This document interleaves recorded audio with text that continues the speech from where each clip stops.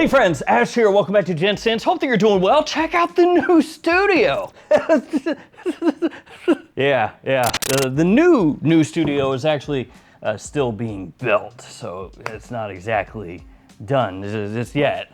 But one day, I think. So for now, this will have to do because I want to talk to you about a new fragrance that's not actually new. And also notice the toupee, I got it cut. And then it's gonna grow back out and I'm gonna have to get it cut again. It's a whole issue, man. You gotta buy them and cut them and buy them and cut and then they grow for some reason. Weird. It's sarcasm, by the way. There's gonna be like one dude out there like, I knew it. I knew it.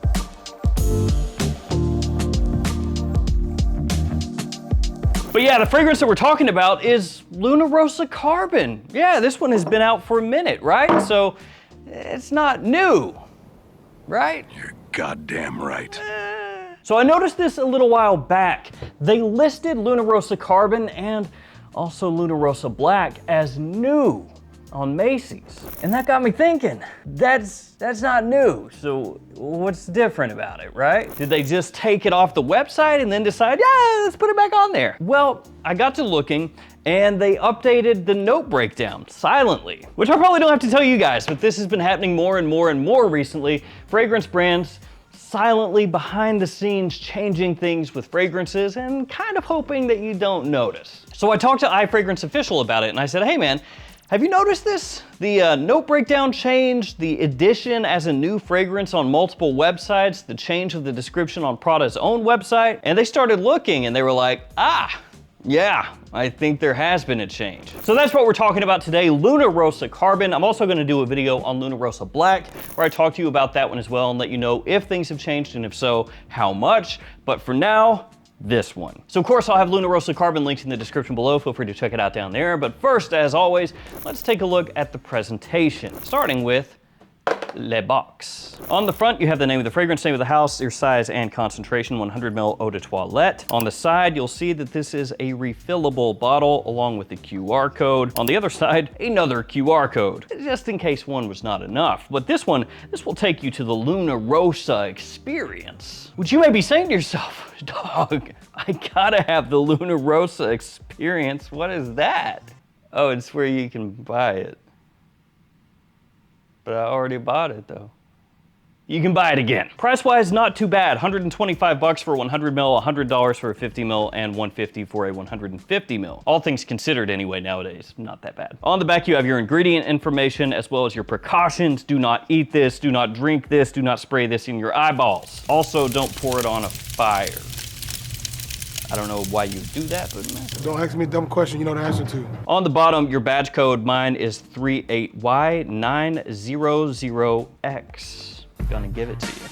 Let's now take a look at the bottle and also do a side-by-side with the original bottle because they have changed over the years. So here we have the front, you have the name of the fragrance, name of the house once again as a nice matte finish at the bottom, see-through glass at the top there. Atomizer is built in to the bottle itself, and on the bottom you have a sticker with your badge code. Now compared to the original, the new bottle is thinner overall. Also, the atomizer itself has changed. Of course, this one is refillable, this one was not. And on the bottom, the original had the information etched into the glass, the new one, a sticker. Now, part of this difference is also because when it was originally launched, it was not under L'Oreal. So it was originally launched under Puig, and then in like 2021, I think, it switched over to L'Oreal. I don't know if that's the exact time, that's from memory, so could be wrong there. I probably should have verified that beforehand. Let's go ahead and do a couple sprays of each one of these, starting with the new version. Atomizer is good, and then the old version is pretty much the same.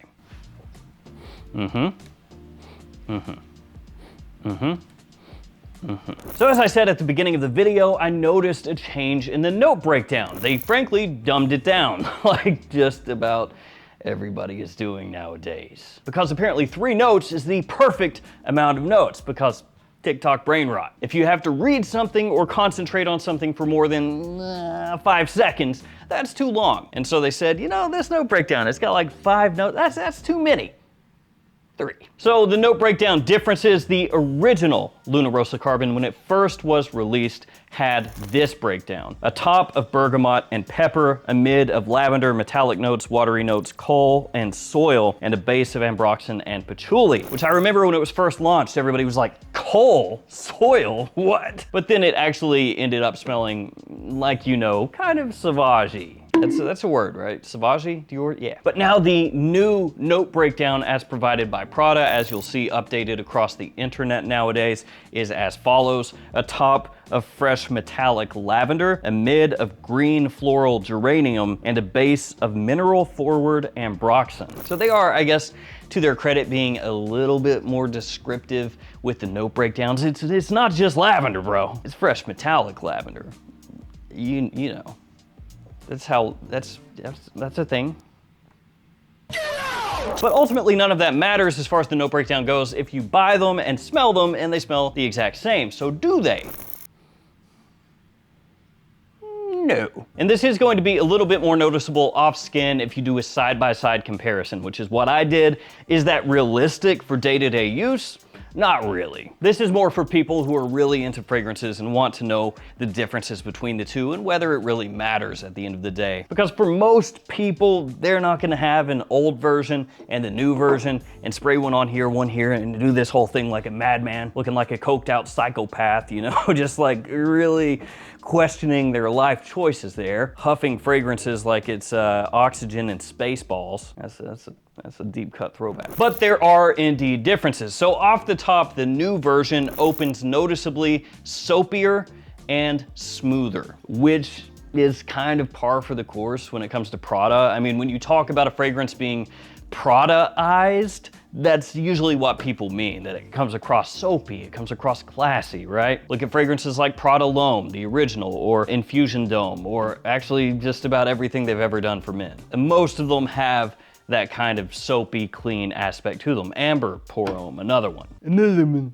So yeah, this has gotten that sort of Prada treatment off the top. Smoother, soapier, a little bit cleaner. When you compare it to the original has more of a citrusy pop, a little bit zingier, a little bit zestier when you first spray it on. It's brighter and a little bit sweeter, just a touch sweeter. Again, talking about the original iteration. Now you could say that some of this is down to age, right? This bottle is years old at this point, and this one is brand new. But if you are used to this smell, if you have an original version and you spray this one on a newer bottle, you're gonna get those differences too. So yeah, could be down to age, could be down to reformulation, could be a mix of both. But it does come across noticeably different. Also had a couple other people check this out as well off skin, and they all agreed that there were differences between them. So again, back to that opening, the original, a little bit more attention grabbing, frankly, because of that brightness, that additional little bit of sweetness. This one, not quite as like jumpy off your skin, not quite as effervescent. Both of them have that Sauvage style metallic lavender, but again, this one is gonna be a little bit more reined in, a little bit cleaner, soapier overall. The original, a little bit sharper, a bit fizzier, and a little bit spicier as well. Of course, not that Luna Rossa Carbon is known as like an overly spicy fragrance, but that little bit of pepper that you get, that little kick that kind of ties it in more with Dior Sauvage, you get more of that from the original. Heading into the mid, that original keeps that metallic kind of edge for longer. It also comes across a little bit more layered, if that makes any sense. So it has a little more of that energetic pop coming through the mid in the original. And when I say it's more layered, what I mean by that is the new version, that one is almost pillowy, the way it hits your nose. It's like less aggressive on your nose, because Dior Sauvage, and to a lesser extent the original Luna Rossa Carbon, you know, they could be kind of aggressive when you smell them. It could almost tickle your nose hairs a little bit. This newer one, it is, as I said, smoother, more pillowy, softer on the nose. It's also lightly green through the mid in a way that the original version is not. And as I've said a couple times, it comes across more clearly on skin, but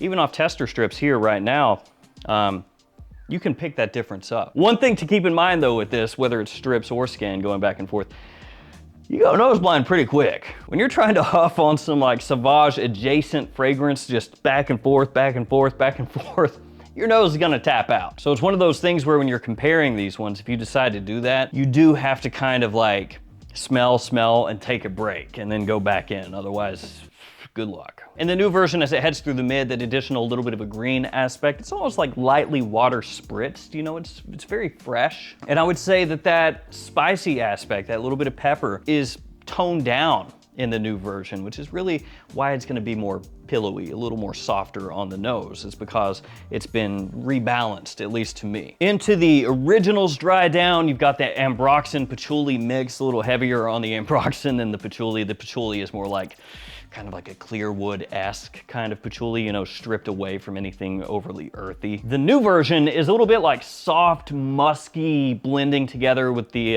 residual lavender from the mid, and then a little ambroxan as well. I mean, it's definitely there. You can still get that ambrox, but it's a little more heavy-handed in the original. And you still have that little bit of like a floral, soapy kind of undertone to it in the new Luna Rossa Carbon. So it's kind of like taking the original, maintaining the DNA, still maintaining the stylings that is Luna Rossa Carbon, and also Dior Sauvage, and also a lot of other fragrances out there, but reworking it and honestly bringing it a little bit more in line with what you maybe expect from Prada, for better or worse, because for some people, that's a good thing. For other people, they're gonna be like, oh, it was perfect how it is. Why are you changing it? What is wrong with you? Which I can say that to a lot of brands. A lot of brands out there are just, they're like, yeah, hey man, we haven't messed with anything for a while. How about we go ahead and do ourselves a little reformulation? But here's the deal, brother. Don't tell anybody. Just put out like a little update. Change the notes, but don't tell anyone what we're doing.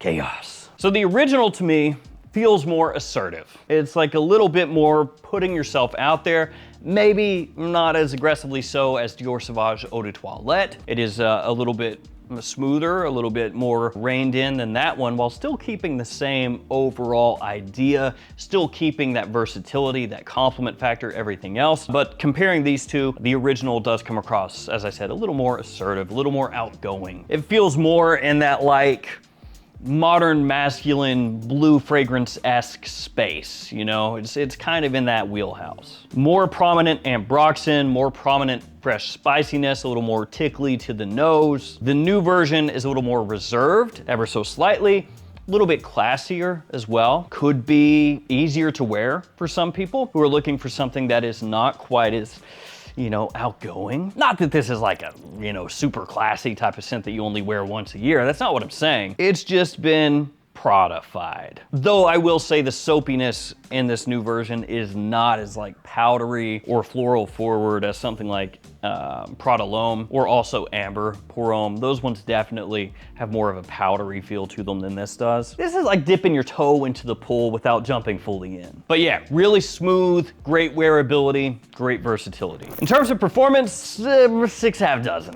Honestly, like wearing these side by side, same amount of sprays, they project about the same, last about the same. So if you're thinking it's gonna be like way pumped up, it's not. If you're thinking it's gonna be way weaker, it's not. To me, it's about the same, other than this one, when it hits your nose, is a little bit zingier, a little bit livelier, a little bit brighter overall. This one is, like I said a couple of times now, smoother. They're projecting about the same, it's just how you interpret the fragrance could skew how you view the projection one way or the other, because one is going to hit you a little bit harder than the other one, but they're still projecting about the same. The new version in terms of wearability, just like the OG, you can wear it whenever you want, any season, daytime, nighttime, doesn't matter. It's a crowd pleaser, it's a safe choice, it's an easy choice. So is it worth seeking out the OG over the new version? Well, to me, not really. If you're in love with the original version, try to find one, you know, try to find an earlier bottle if you can. But if you're buying a new bottle retail, you're pretty much gonna get this. Like, this is what you're gonna be getting. So if you go to Macy's, Sephora, Ulta, anything like that, you pick up Luna Rossa Carbon. This is the Luna Rossa Carbon that you're getting.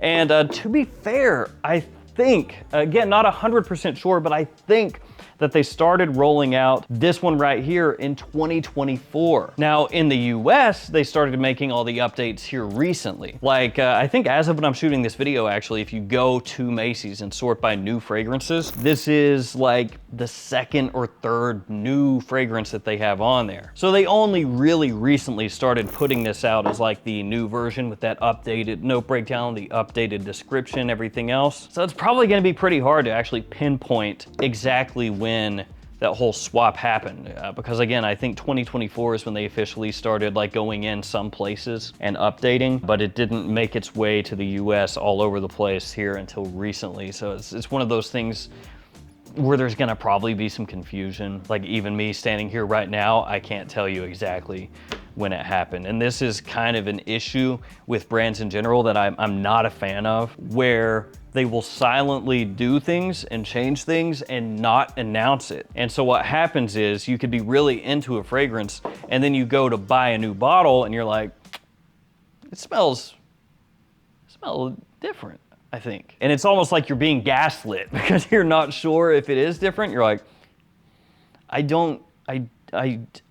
you start to think, is it me? Am I insane? Has my nose changed? Is my bottle wrong? Did my bottle spoil? Was my old bottle just aged and that's why it smelled different? Do I have to let this one just sit? Like, what's going on? It would be so much better if fragrance brands would be transparent and they would tell you straight up, yes, this is a new formula. We changed it because of X, Y, Z. We're trying to make it stronger. We're trying to make it fresher. We're trying to make it more contemporary. We're trying to do this, that, or the other thing, right?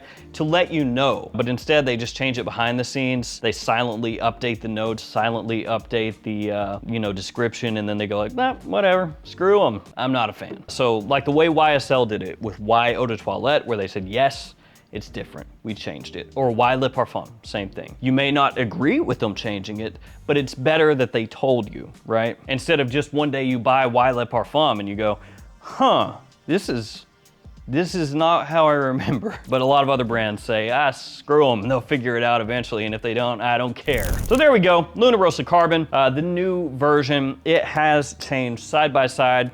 You can pick up those differences, but in the air, it still is a Sauvage adjacent fragrance you can use all the time. Great versatility, big compliment factor. It's just gotten a little bit of a soapy coat of paint, essentially. If I could choose just one of these, I think I would still go with the original, but they both smell great. They're both compliment pullers at the end of the day. So there we go, guys. Sauvage, Luna Rossa Carbon. And even though I said I'd probably go with the original, the new version smells great. Super easy to wear, really versatile, cleaner, classier, smoother. So in some situations, this would actually be a better choice than this. Just depends on what you want it for. Thank you guys for hanging with me. Stay safe out there, take care of yourselves, and I'll see you tomorrow with another fragrance video. See you guys.